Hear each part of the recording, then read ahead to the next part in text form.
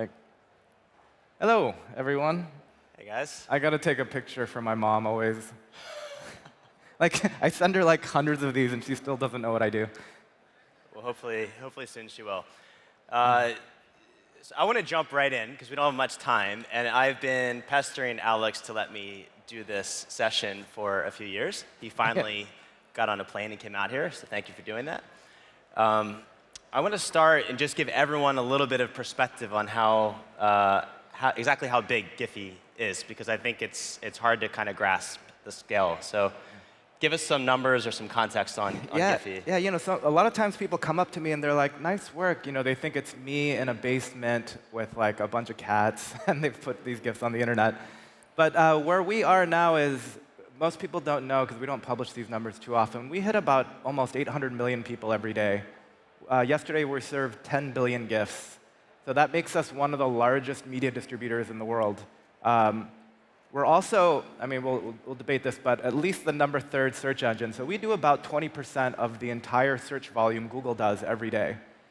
This is in every messaging app. So we get billions of searches every day of everyone within their private communication or messaging apps when they're having like the most intimate conversations. They're asking for content to share with their friends.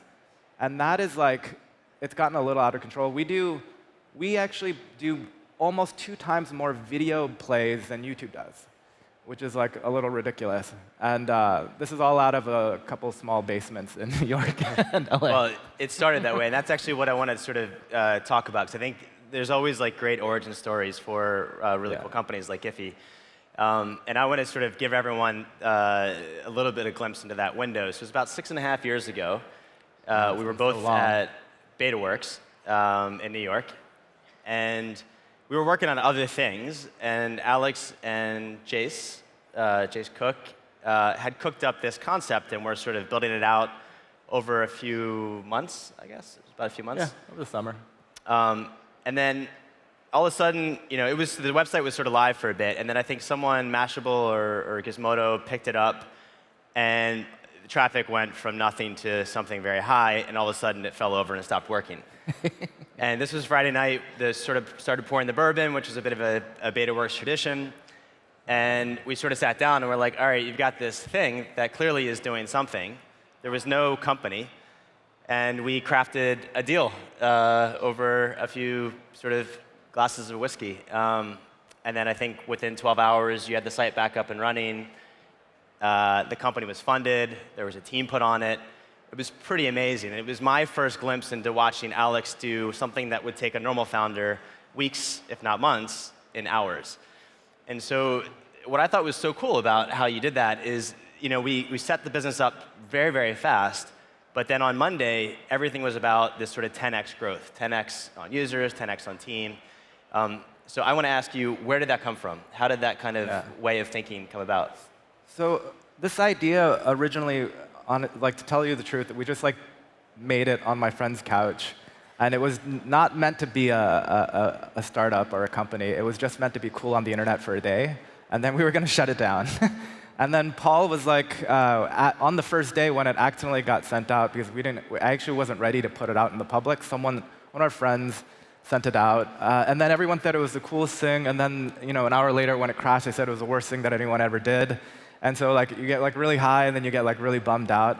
And Paul was a little crazy, and he was like, you should take money for this, and you should take our investment.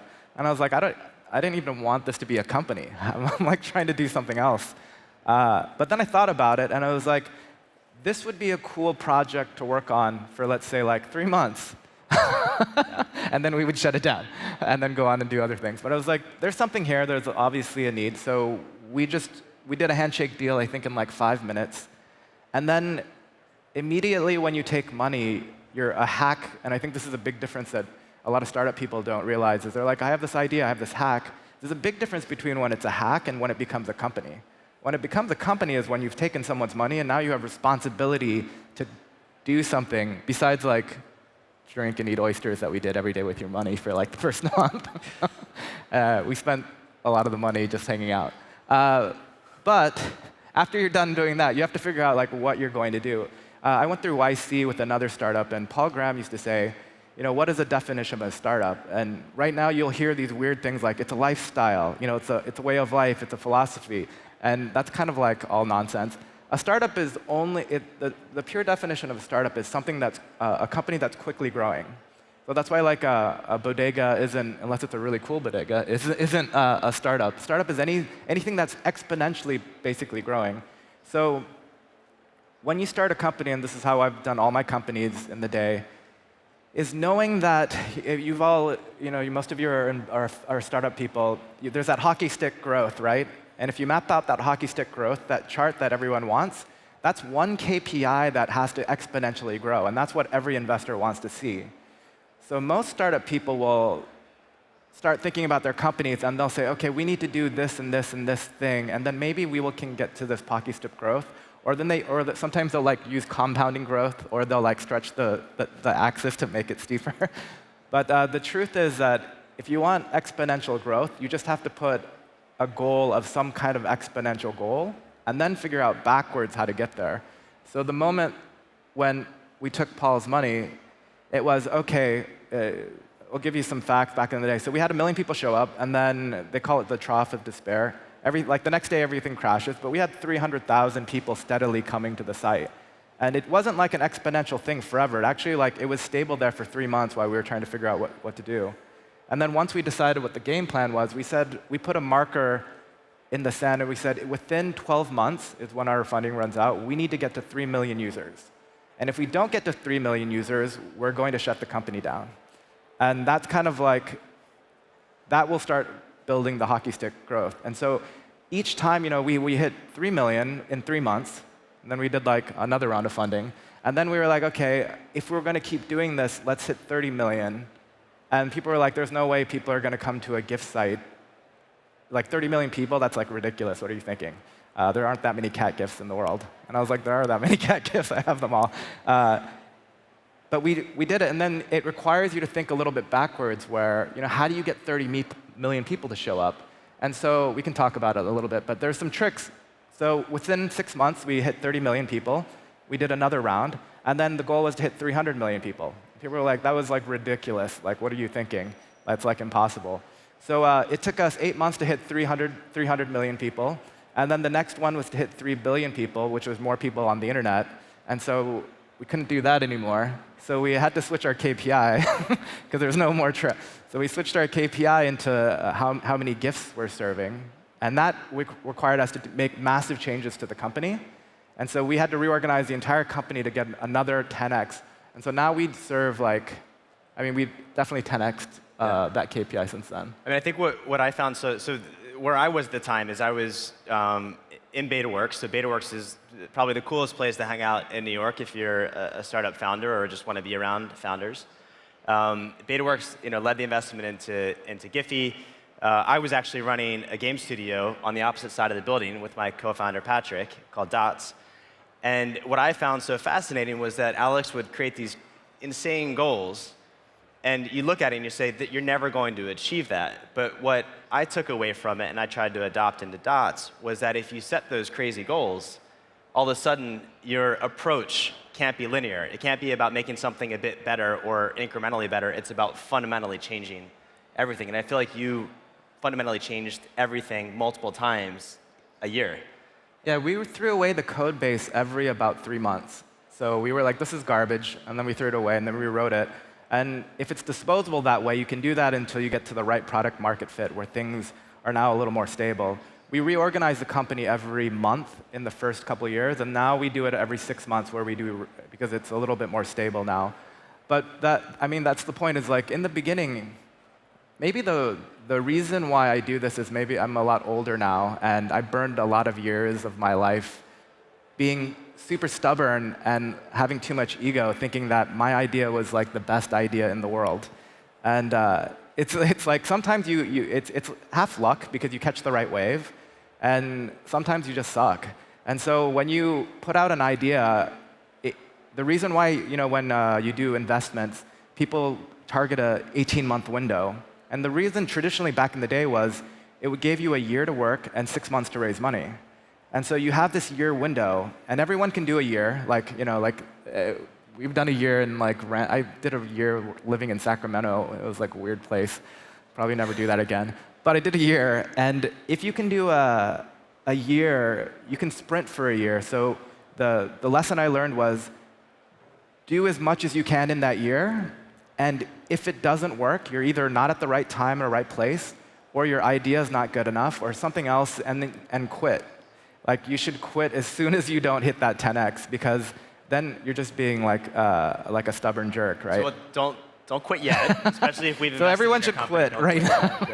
But I'm going to come back to that in a second. So one of the things that, I mean, obviously we talked about growth, user growth, gift growth, but I feel like you also built out the team in a way that I really admired. You had such tight dynamics with they were like your friends. It seemed like a group of 50 friends.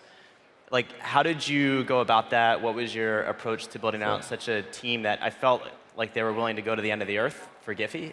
And that was really special. So having done, I mean, this is like my 12th company, so I've been doing this for a while. And so we talked about this at Takeoff a second ago. So YC only invests in dual founder companies because 80% of successful companies run by 2 or more people. They almost never invest in single founder companies because the problem with a single person is as soon as you give up, it's over. If you have 2 co-founders, one person gives up, the other one kind of drags you along. So 2 people are most likely the most successful kind of pair. That's why you have like Bill Gates, Paul Allen, et cetera, Wozniak, Jobs. But the problem is 60% of startups fail because of co-founder infighting. So like, it's kind of like this doomed curse that you're going to start this company and then half of you are going to fail. It's kind of like the divorce rate in America. Like you're most likely going to get married, but like most likely going to get divorced and hate this person. So if you're doing a 10x kind of growth and things are exponentially growing, that means there's like 10 times more stress. It's not like you're just chilling out and like doing linear growth.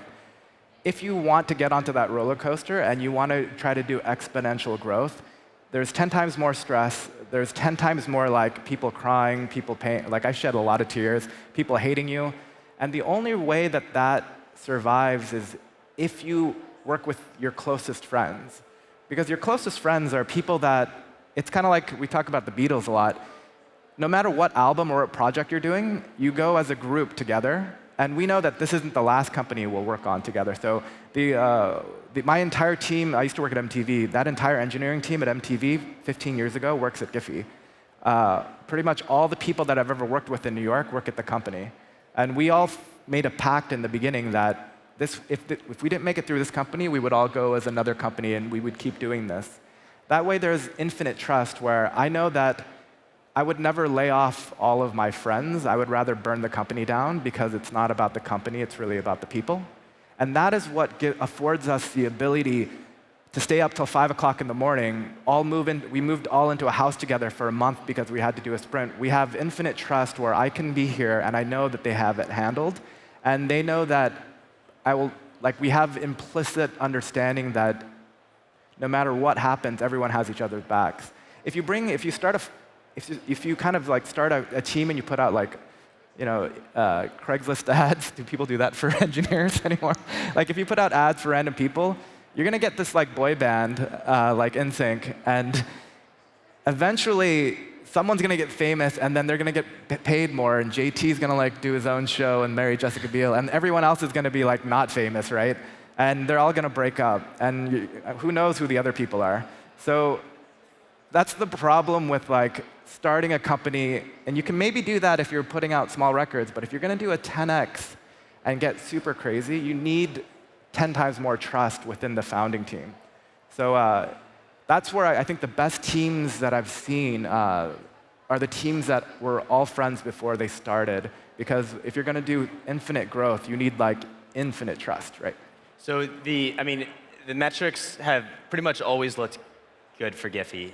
And I think the culture I observed from afar, or close by actually, was super tight. But I know it wasn't easy. Like, we've had a lot of late night calls. It's been hard. What sort of, I mean, you probably can't share details, but think of like a hard details. What do you want to know? Yeah, like what are some of the things that even, you couldn't ask for a faster growth company, but even a company as successful as Giphy, encounter some big issues. How do you sort of get through that? So it's common knowledge that if you put 4 or 5 people in a room and you put cameras on them, eventually they'll all like hate each other and kill each other.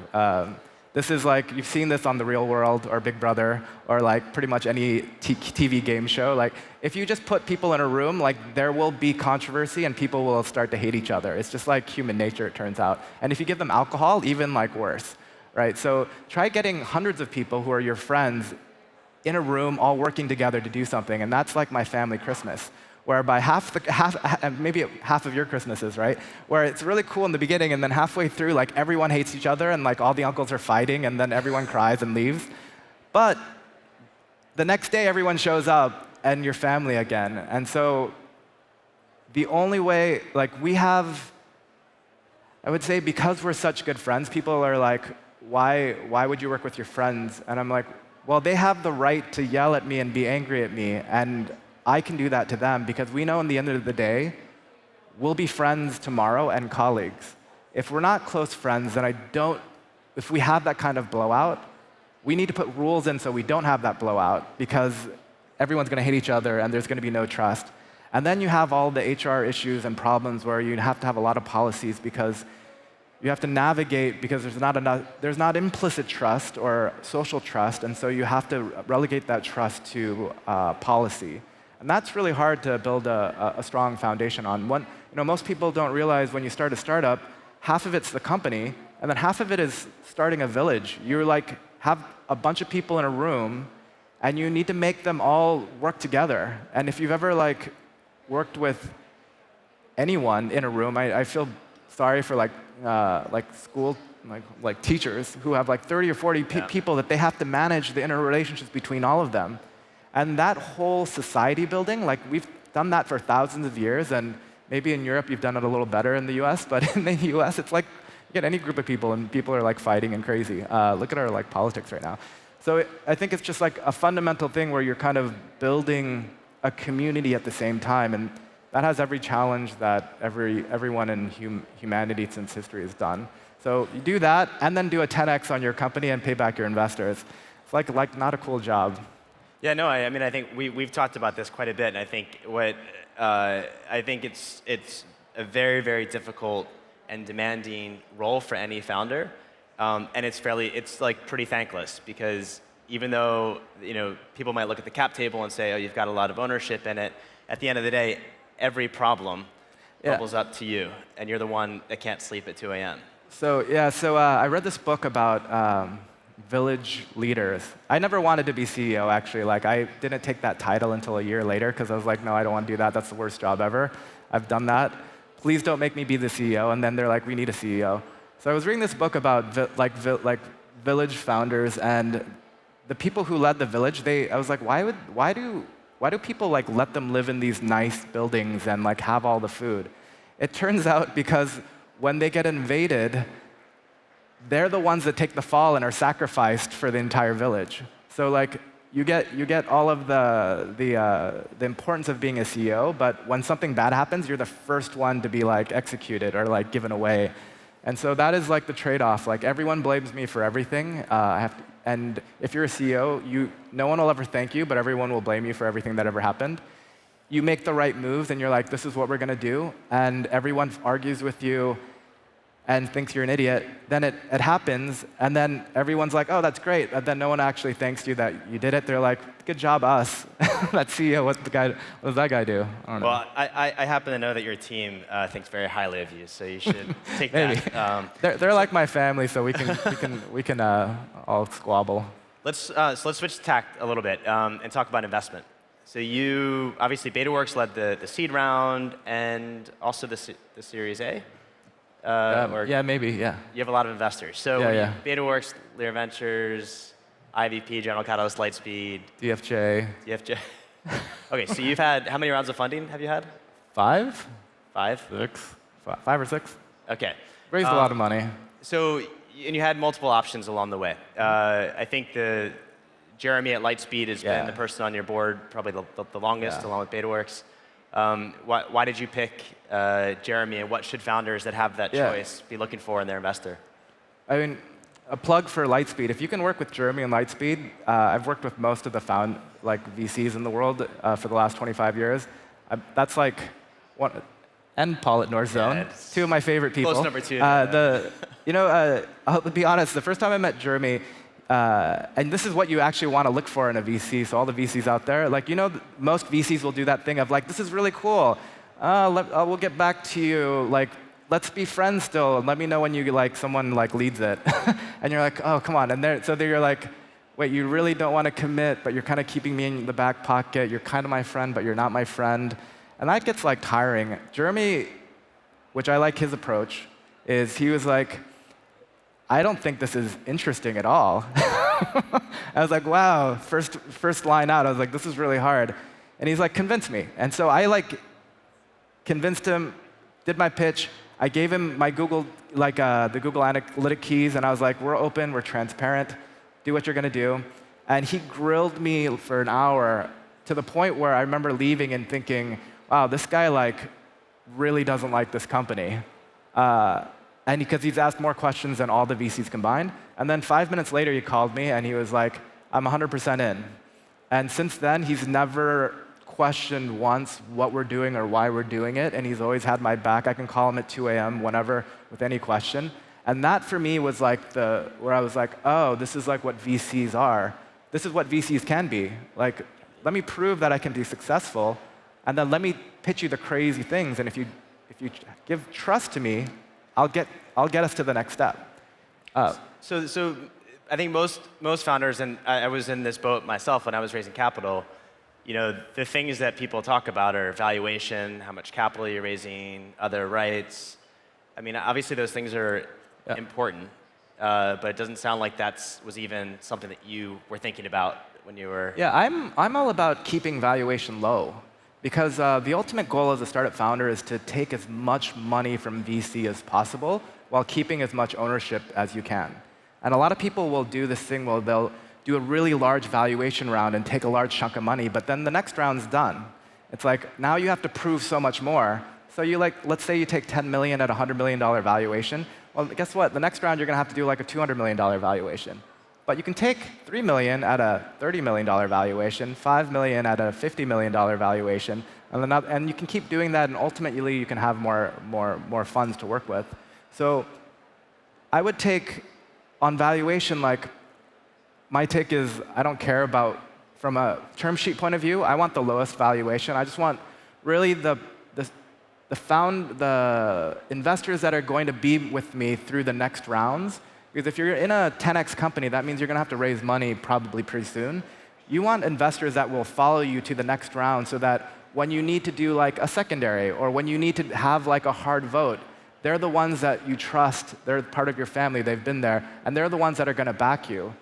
People who have a lot of money, they're usually the ones and that write the big term sheets. In my experience, they're usually the ones that back out the soonest because as soon as it becomes something that's not profitable to them, they're out, right? They're and then you never hear from them again. I think, though, that's the Series A investor. I mean, I think there's a lot of amazing seed investors that do this as well, but that kind of first institutional investor, they're the one that's going to be with you for probably the longest, right? And go through the ups and downs. Like my partner, Per Jorgen, was that with Spotify, and I had that with my investors. And I think it's something that maybe isn't considered as much. I think your Series A investors and B are the most important because they're going to be through all your rounds. And so those you want forget about the money, because a lot of people right now are raising large rounds because the large really care about it's kind of the other way. You care about the founding team or the people that you're going to work with.